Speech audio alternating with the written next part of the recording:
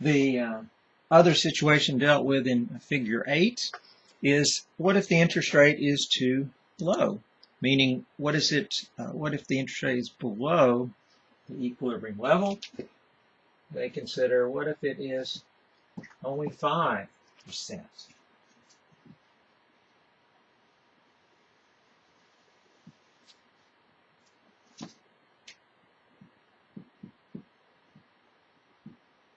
Okay. Remember, this is the interest rate that bonds provide. To see what will happen, we ask what is the current state of this market at that interest rate. We look at that rate, we read over to the demand curve,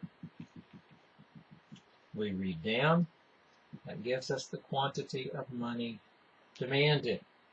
And here the assumption is that it's $500 billion. People are wanting to hold a large quantity of money. Why? Because the interest rate on bonds is relatively low. Since the rate on bonds is low, bonds aren't a very attractive investment relative to what they were before.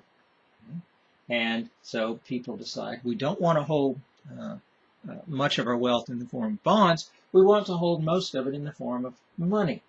We want to hold $500 billion of money.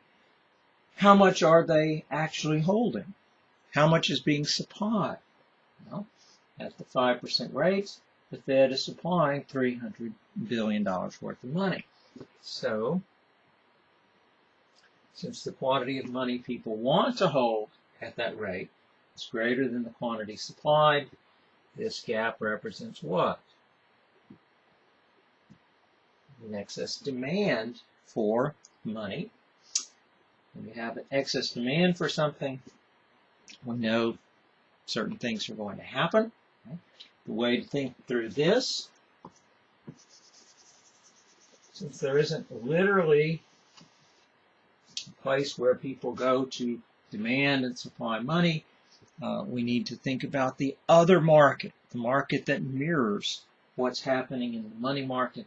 The mirror market is the bond market. We've said that if we have excess demand in the money market, what does that tell you about the bond market?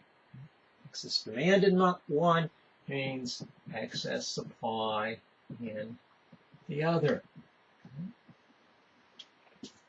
More in the bond market, more bonds are being supplied than people want to hold. Okay? Go back to the money market for a moment. Here, people are looking at their money holdings, $300 billion. They're looking at the amount they want to hold. They're deciding bonds are so unattractive, given the relatively low interest rate. Okay? Bonds are so unattractive, I want to increase my money holdings. How are they going to do that? By selling bonds. Okay?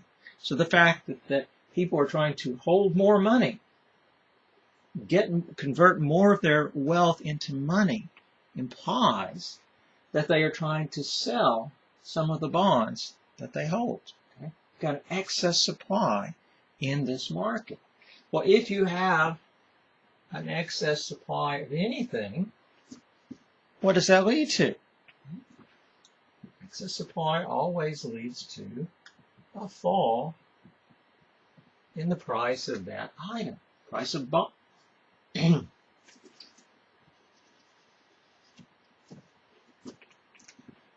Fall is a down arrow.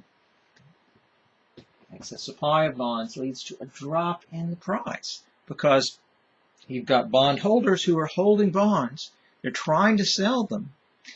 They can't find any buyers. So if you're trying to sell something and you can't find somebody to buy from you, what do? You cut the price. Bond holders are competing with each other to sell the bonds that they're holding. They compete by cutting the price of bonds. As the price of bonds goes down, we know what that implies about interest rates. Lower bond prices always imply higher interest rates, because as the price of our hypothetical $1,000 discount bond goes down, that means you don't have to pay as much to get that future $1,000. So the bond is offering whoever buys it at a lower price is offering them a higher interest rate. As interest rates go up, that has effects in the money market. Okay? The interest rate starting at 5, it's moving in the direction of the equilibrium rate. As it's going up, money holders are moving up the money demand curve. What does it mean to move up a negatively sloped curve? It means that as this variable is increasing in value, this variable is declining. The quantity of money that people are demanding to hold is going down. And why are they doing that?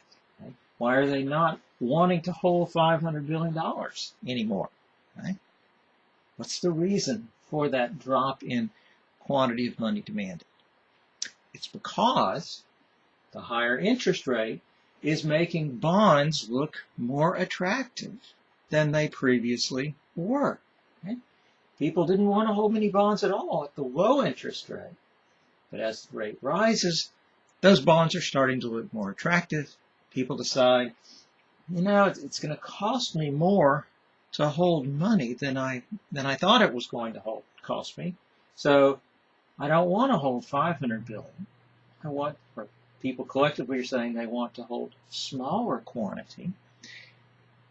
How low will the quantity demanded of money go? Well, it depends on how high the interest rate goes. Okay? The interest rate will continue to rise as long as the price of bonds continues to fall. And the price of bonds will fall as long as there's excess supply in the bond market. And there will be excess supply in the bond market as long as there's excess demand in the money market.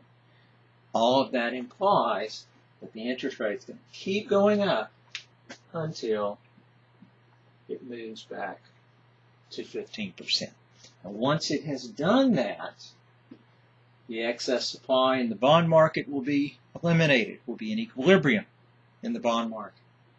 Excess demand in the money market will have been eliminated because the quantity of money people want to hold, as we're moving up the demand curve, that quantity is going to drop all the way back to 300.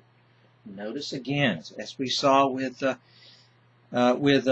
shortage of money, if the Fed has decided to provide $300 billion worth of money, if they've decided to follow policies that will produce that outcome, then how much money will people choose to hold?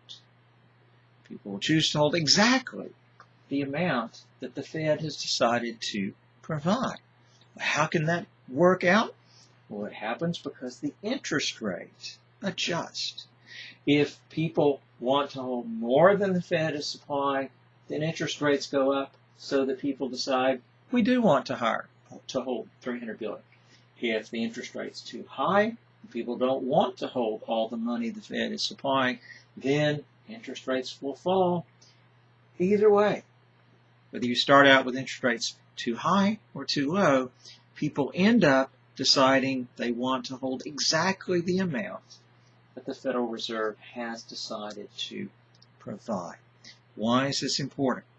It's important because it means that when we see that intersection, when we see that equilibrium interest rate, we can have confidence that there are forces that will push us to that interest rate. We're not going to remain at a rate that's too high, rate that's too low. We are going to be pushed to that equilibrium. Okay? Now, I use the terminology interest rate that's too high or too low. By that, I don't mean there's something inherently wrong with this interest rate or that interest rate. By too low, I simply meant below the equilibrium rate. When I said too high, I'm not suggesting that's a rate that's unreasonable, that there's something wrong with it. The only thing wrong with a 25% rate in our situation here is that it is above the equilibrium rate, and so at that higher rate, it's going to give us disequilibrium. Okay. One other thing I would point out here is that in this situation, giving this money demand curve, this money supply curve, we looked at that 5% rate on bonds and we said that's not very attractive. Okay. Well, given these conditions, that's not very attractive. Okay. In our current environment, if you can get a 5% return on a low risk bond, that would actually be a rather attractive investment. But given the conditions as represented here, that would not be an attractive interest rate.